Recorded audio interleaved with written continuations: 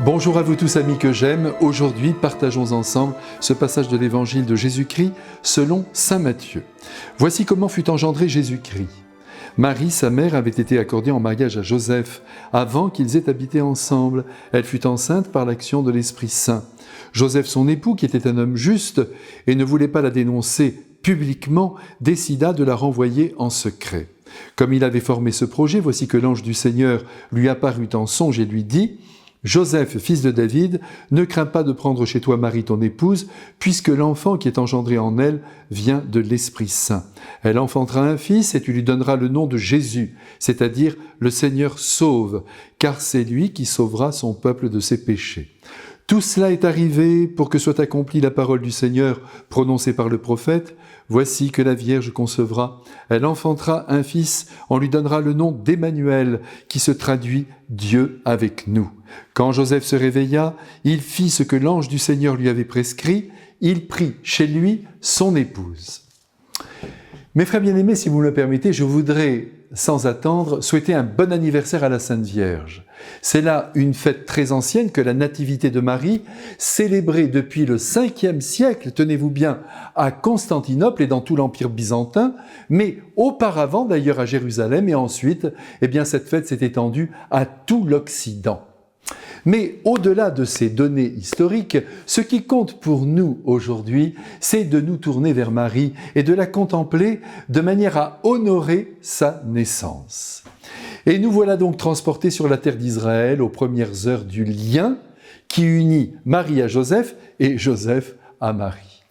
Et tout n'est d'ailleurs pas simple entre eux, et cela devrait encourager tous ceux qui rêvent d'absolu dans l'amour et qui peut-être, par moments, doutent de l'être aimé, car c'est bien ce qui se passe aujourd'hui. Mais que s'est-il donc passé pour qu'une telle inquiétude vienne ébranler le cœur de Joseph ?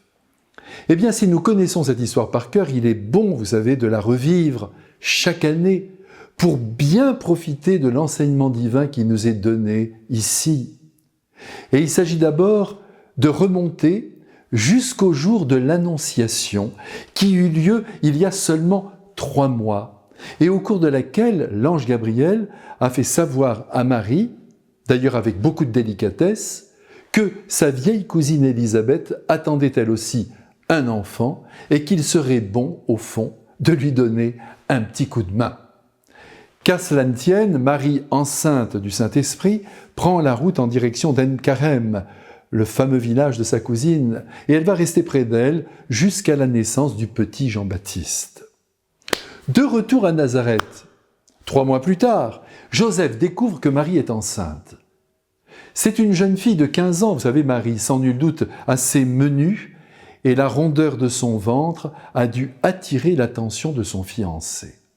Quoi qu'il en soit, nous le voyons profondément troublé, décidé à répudier en secret celle qu'il aime, désirant d'ailleurs la cacher aux yeux de la synagogue pour qu'elle ne soit pas lapidée parce que c'était la loi.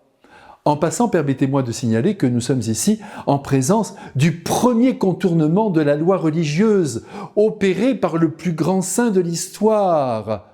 Et ce fait nous éclaire sur la liberté que Dieu nous accorde pour appliquer ou ne pas appliquer la loi, même si elle est religieuse, si nous le jugeons nécessaire, parce qu'un plus grand bien est en jeu. Joseph décide donc de renvoyer sa fiancée en secret pour lui sauver la vie. Certains pères de l'Église ont pensé que Joseph ne pouvait pas imaginer que Marie l'ait trompé.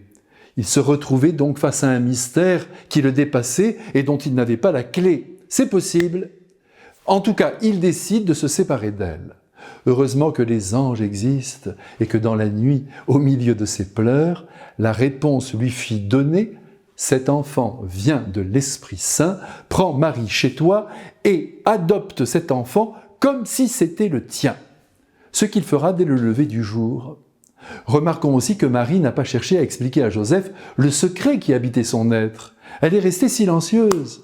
Elle a porté toute seule, et sur les premiers mois, sa maternité, tout simplement parce que Dieu notre Père ne lui avait pas signifié d'en parler à Joseph. Mais oui, parfois et même souvent, il faut garder secret ses secrets.